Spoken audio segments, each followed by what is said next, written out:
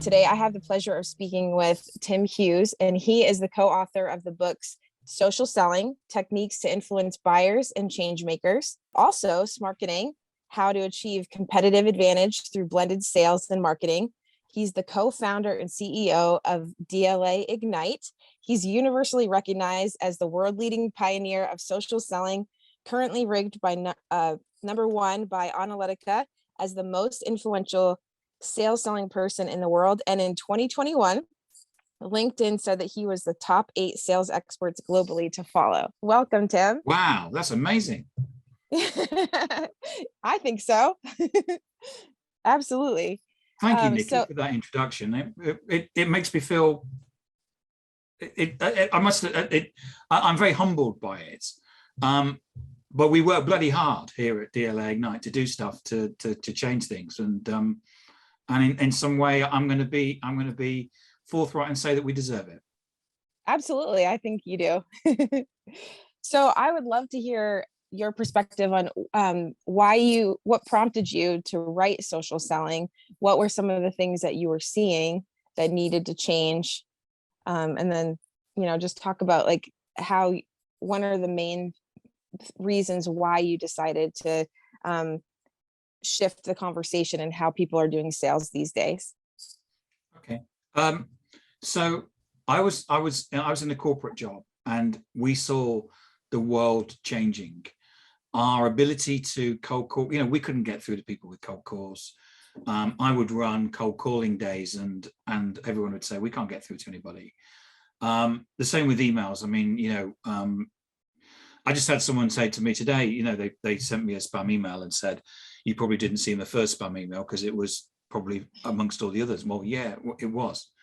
And that's the problem. But we know that people are on social, and that's accelerated through the pandemic. I mean, now everybody's on social, and we don't go there. It's the fact that we are there. So to answer your first part of the question, we were I was working for a big tech company. We were an on-premise company, and we were being beaten by the competition who had moved to cloud. And we needed to do something, and we needed to do something different. And what we did was we took the sales team through a whole process change. We got them to stop using PowerPoint, and we actually got them to start. We taught them how to storytell, and we taught them how to use whiteboards. So the idea was, rather than turning up to a client you put your laptop down and you start putting PowerPoints up. The idea was to walk in and say, do you mind if I whiteboard something? I've got some ideas to actually, and the customers actually, when we did that, they actually really liked it.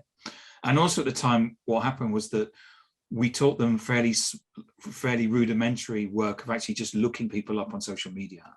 And then I got offered a book deal, and basically I put down everything. Well, I had a co-author, Matt and I basically put everything in our heads down in the book. And the book is not about my journey, and it's not about how to use LinkedIn. The book is actually about how to use social media and how to connect it to profit and revenue. It sold over 6,000 copies, which, for a business book, a bestseller is about 2,000 copies. That's and it's awesome. It's just absolutely amazing. I never thought it would. I never thought, I just thought I'd sell a couple of copies, and my dad would see it and he'd be pleased with me and stuff like that. But it's really changed. I've had so many people. There's like 100 5-star reviews on Amazon where people said this has changed my life, which like, wow. So and it's a workbook to get people to work through. I'm actually rereading it at the moment because I'm probably a bit like Keith Richard and Mick Jagger. I don't actually remember writing it. Not that I was on drink or drugs or anything. I just don't remember it. I'm actually just reading it and making notes on a copy at the moment because and it is, and I'm really proud of it. Really proud of it, and there's some really great stuff in there. Yeah, you should be. I love how you were talking about how a lot of CEOs weren't necessarily on social media for a while, and they were just getting their team to kind of go scope out what's going on in the world. But I think that even since that was written, we've seen a shift in that where more CEOs are a little bit more active, at least on LinkedIn. What would you say about that? Yeah, I think, I mean, the clever CEOs are on LinkedIn. I mean, I would give examples of people like Julie Sweet, who's the CEO of Accenture, and Bernard Looney, who's the CEO of BP. And what they've realized is that they're able to talk to an audience. So in the past, what would have happened was that you would have gone to a PR department, the PR department would have produced a press release, that press release would have gone to journalists, and journalists may have picked up on it or they may not. I mean, journalists get so many press releases that they probably would ignore it. But here's your ability to actually go to an audience and give them instant news and information. So for example, I saw a post from Julie, which was, they've got Accenture have got in India, I think it's something like 200,000 employees. So when they got, I said the other day it was like 20,000 or something, because I thought that was a big number, and someone corrected me, said no, it's not. And so and the thing is that when COVID hit, and there was all that stuff about they didn't have the oxygen and stuff like that, of course that impacts their business. But Julie was able to go online and immediately say, we have committed so many millions of pounds to getting, we're looking after our staff, we're going to get oxygen to India, and this is what, and that was able to go out immediately. Wow. And you're able to speak to your followers and pick up on a news story and run with it. And of course people will look at that and go, that looks like a really amazing company to work for. And in a world where you can't get the right talent, that can actually be that, the little difference between working at Accenture or working at KPMG or something. So, and Bernard Looney at BP is very, very similar in terms of he's able to get a message out in terms of the transformation of BP and talk to an audience. And that's the power of social for CEOs. Absolutely. That is a perfect example. I mean, and it shows that they have a heart and they care, and it's not just like a lot of other corporations. And what type of company do you want to work for? Right. I want to work for a company that knows what's going on in the world and cares and is willing to put its money where its mouth is. And that's, so I want to work there. So I'm sure, they know, Julie Sweet at Accenture will know why she's doing it. And she may have a team, but it's the fact that they're doing it and they're speaking to an audience. And it doesn't matter whether you're sharing good news or you're sharing bad news. It's the fact that you build that audience and you're able to communicate in real time with them. Right. That's so great. If someone is trying to figure out how do they find their people or connect with, like if they're doing like business to business, how would a great way for somebody to reach out to like the decision makers in the company? What would that be? What would that look like for them? So for anybody, it doesn't matter about the size of company or what sales role or marketing role you're in, you need to do three things. And the first thing that you need to do is you need to have what we call a buyer-centric profile. So most people have like a CV or they don't even fill out their profile. You need to write a profile that will be interesting to the person that's going to buy from you. And saying something like, I'm the top salesperson, I'm sorry, but as a buyer, you're not interested in that. As a buyer, I'm interested in someone that knows about the industry, that that is a human being, that has a family or goes sailing or plays basketball or whatever, because and the person also has insight. So you're not sharing corporate brochures and things like that, but you're actually saying, I think these are the three important things that's going on in media at the moment. So for example, you were targeting a media company or something, because if you read that, you'll go, okay, this person's interesting. So the first thing you need is to have a buyer-centric profile. And that's about being interesting. The second thing you need is to have a network. So whenever anybody is going to connect with you, they're going to look at your mutual contacts. And if you're connected to influences in your industry, in your market, other people within that company, if you're going with someone senior and they say, well, you're connected to Steve in finance and Fred in sales and and Alice in marketing, then they must be a good person if they know other people. So it's about Right. making sure that you have a network. And whenever you connect to people, don't connect to people and say, buy my stuff because we're great. The thing about social is a conversation. So what happens is that you need to start conversations. So you don't go to the person and say, I'm Tim Hughes and I sell this, and would you like to connect with me? Because no one wants to do that, because you know the person's going to try and sell to them. When you connect to them, this is about the person you're going to connect to. So you need to make it about them. The third thing that you need is content, and the content is not about brochures and white papers. This is about you as an individual sharing authentic content and showing people that you have an opinion. I mean, I put out a video this week about, I'm a CEO. People try and get hold of me and have meetings with me. Okay, so what first thing I do is I look you up on social media. What do you look like? And I will make a decision, and I make a judgment about whether I think you're interesting, whether I think you're not. You contacted me over social media, and the first thing I did was check you out. Okay. And does Nikki look interesting? And you came to me and said, I've got a podcast. I'm going to do this, do this.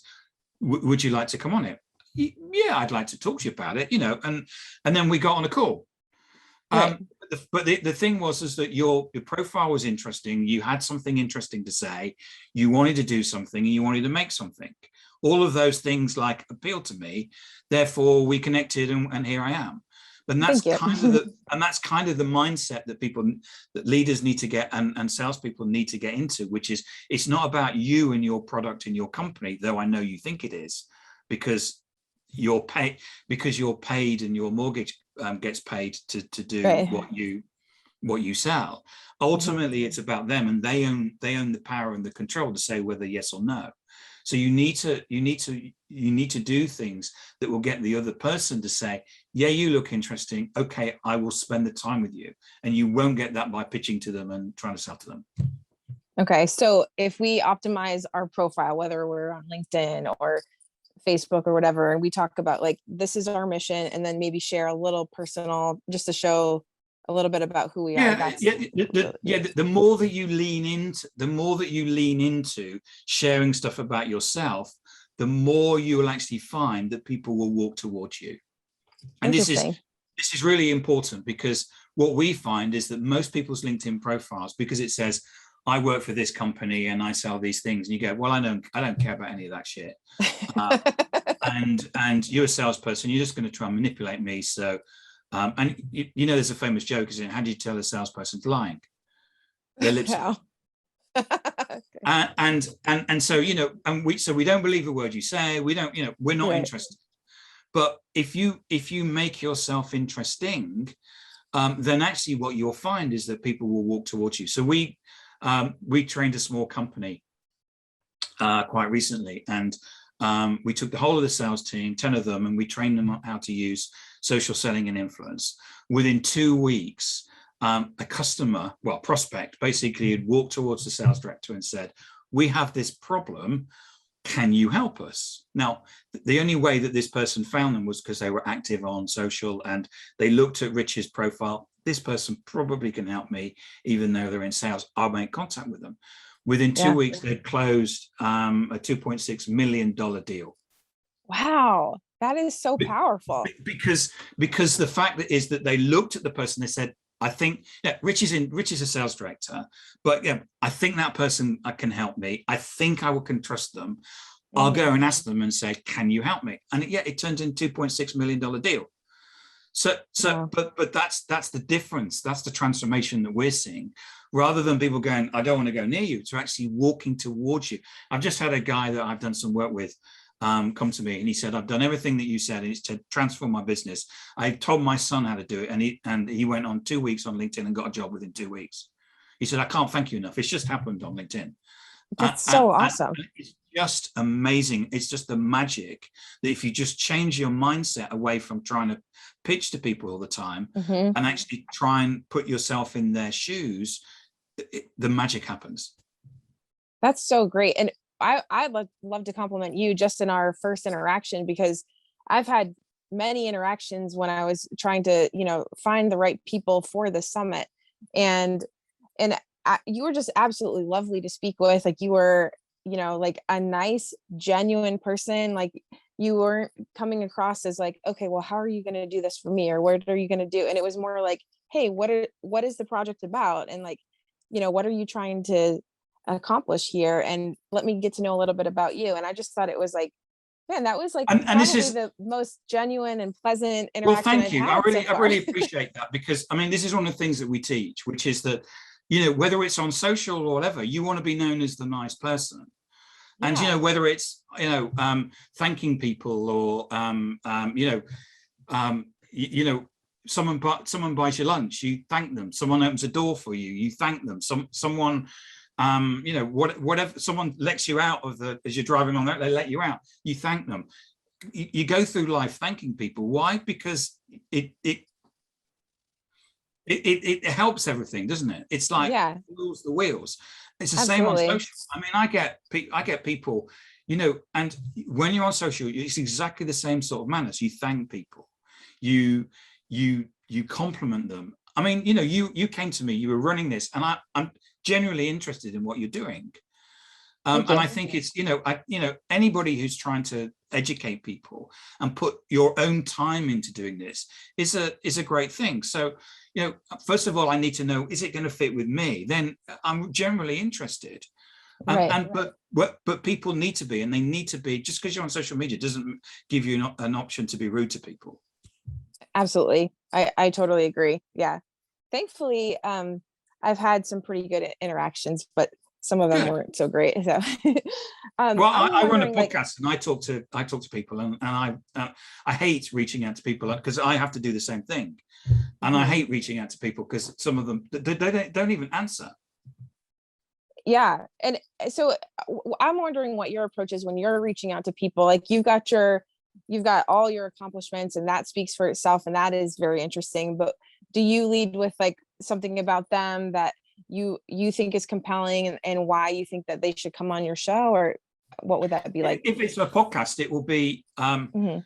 so. If it's a podcast, and now the thing about social is, and this is a dirty little secret, is that some people will say to you that you need to totally bespoke a connection request to people. And yes, if you were sending a connection request to Brian Solis, you know, who's like a massive influencer, I would totally write something completely bespoke. But generally, you don't need to do that. So some of the things that you can do is actually write something and then cut and paste it. Always start with the person's name so it doesn't look automated. Don't ever Yeah. use automation, because Mhm. LinkedIn will find you out and block your account. But remember, this is about them, not about you. So even Right. though I may have lots of accolades, that doesn't drive a person to come on my show. It just means that I come across as being conceited, and you know, this is about, you know, I run a podcast, you look really interesting, and I'd love for you to come on my show and have and it's 20 minutes, I'd love to have a chat. Is this of interest? Yeah. And make it very, very, you know, it's an open, and I never send emails, never. It's if the person won't connect on a connection request, it's you know, that's a qualification in itself. Okay. And then basically walk through the, are you interested? Yes or no. You'll get a yes or no. Then you'll get the, okay, now I have a Calendly link, but if you send a Calendly link straight away, it comes across as arrogant. So I always then go, so I have a Calendly link, shall I send it to you? And then basically walk the person through that sort of process. Now, from my podcast, I always have a prep call like we did.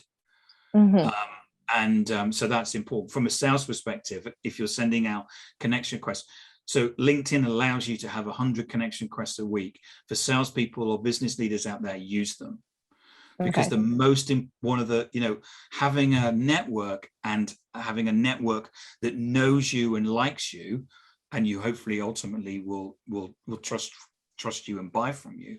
The bigger network you can have, the better. So I always block out time every single week. I actually block out usually a couple of hours, and I send those connection requests to my target accounts, because I'm a CEO, but I still have to prospect. Right. And I always do that to the point where LinkedIn says you can't send any more And I always use that allocation because it is so Yeah, important to have a big network. absolutely. And is that one of your main like foundational strategies for continuously adding to your lead in your network, or do you have another way of doing that? So what we do is that we teach people. We have a social selling and influence course, and the first we basically break it down to modules. The first thing that we do is that we teach people how to have a great profile. So when people look at it, they actually walk towards it. And part of that is writing in a different way than people have written before. So traditionally, you're used to writing in facts. So you'll write something like, I've been in industry for 15 years and no one's interested, because if you say 15 years, there's always someone that's got 17 or 20. And what people are interested in you as an individual. They're not interested in, so it's about, so you write in a different way. It's about having it's using storytelling as a way of writing, which some people is a change to the way that they write. The second thing we teach, the second module, is about building a network, and that's about sending connection requests in a way that actually start conversations. So of those 100 connection requests that you send, that's your chance to have 100 conversations. So think about that as, in the old days, that would have been 100 cold calls that you would have got through to somebody. Right. Yeah, where you've got the ability to have a conversation, because once you have that conversation, the conversation ultimately could lead to commercial interaction. So not everybody will buy from you. Right. Some people that you will connect to go, that's really interesting, but you need to talk to my brother-in-law, Steve. He's looking for this right now. And the third thing is that you'll find some people will be actually amplify what you do. So for example, I talk to you, Nikki, and Nikki, you go, Tim Hughes is a really great guy. Whenever Tim Hughes's content appears on my feed, I'm going to like what he does. Yes. Yep. And therefore, when that happens, my content then goes through your network. Exactly. So by having people that are willing to amplify you, you're able to spread your influence. So this isn't just about having your network, it's about selling through your network's network. So the average person on LinkedIn has 930 connections. Oh, wow. 930 times 930, what's that, 800 and something thousand. So the average person has an access to something like 800,000. Think of it as like an email list of like 800,000. I think it's 865,000 or something. It's like an email list of 865,000. But the more that you can grow your network, obviously what happens is that grows with it, and actually grows exponentially. So the bigger network you've got, the more influence you have of that network, plus your the network's network as well. Okay, that makes a lot of sense. Yeah, absolutely. I'm wondering if you're doing this like consistently, like every day, that might feel a little overwhelming if lots of people start responding. So I'm wondering if you don't really have an agenda, but you're just starting to create some connections, like, hey, I'm really curious about what you do, it looks really interesting, and you start really connecting, like, I'm actually just very curious about that. Like, would that be a better way of connecting? Yes. If you don't want to just, okay. It's about curiosity is actually a key skill in the digital world. It's about, because it's about understanding of or being curious about what the other person does, because you don't know whether that person can necessarily help you or not. Right. Now you will have and you don't know when that person can help you.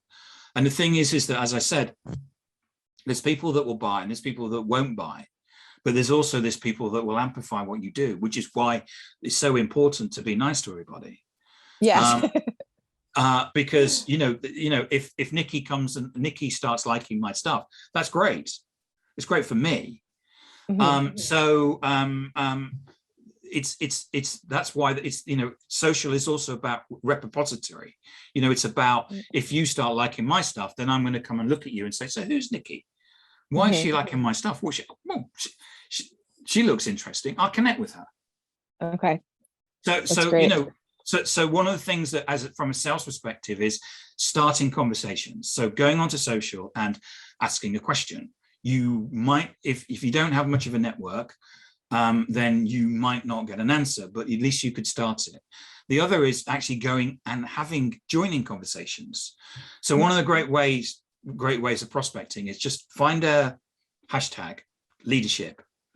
Search on LinkedIn for leadership. Just go through there, and every now and again, if a person looks interesting, you go, I really loved your post. Yeah, it's so important, isn't it, to have a team meeting? It looks so great that you get together after all this time. And what will happen is that person will see your post, your comment. They will actually look at your LinkedIn profile, and they'll make a decision whether you're interested or not. That's And, really and, and great. that's a way of starting a conversation. And what you're doing is that you're having a conversation, not going up to them and saying, yeah, you got a team meeting. Well, your team meetings would be a lot better if you bought my shit. Going up to, I sell projectors and we've got a special offer. I mean, the person will just, block you. Where if you just go up there and say, I love, it's great, isn't it great getting together, having the team together after 18 months and and just going through pick different hashtags and going through and having conversations. And this is just like a networking event. I often say to people, tomorrow I can pick you up in my car and I can drive you to a building which has got all your prospects in. All you have to do is go up and talk to them. Would you want me to pop by and pick you up tomorrow? And everyone goes, yeah, of course I do. And I can stay as long as you want. You can stay as long as you want. You can talk to as many prospects as you want. And that's what LinkedIn is. Right. But if you turn up, if I drive you there and you walk into the room and you go, hey, I sell projectors and I got 30% off, they'll call security and kick you out. But if you go up to the first person and say, hey, how you doing? Have you traveled far? Oh, no, I've only, oh, wow. My mother lives there. Wow. Do you know so-and-so? No, but you're having a conversation. Right. And at some point they'll go, and what do you do? And then you've got an opportunity to actually tell them what you do. Okay. Which is your pitch. Right. And so, but the thing about social is about conversations. It's not about selling. Right. And it's like a long-term, like a long game investment kind of thing. Well, it isn't. For sure. It kind of is and it isn't, because yes, there is a long game, but with using the experience of my the company that I was training, where within 2 weeks, the company said, can you help me? Can I spend 2.6 million? It was £2 million, so that's $2.6 million.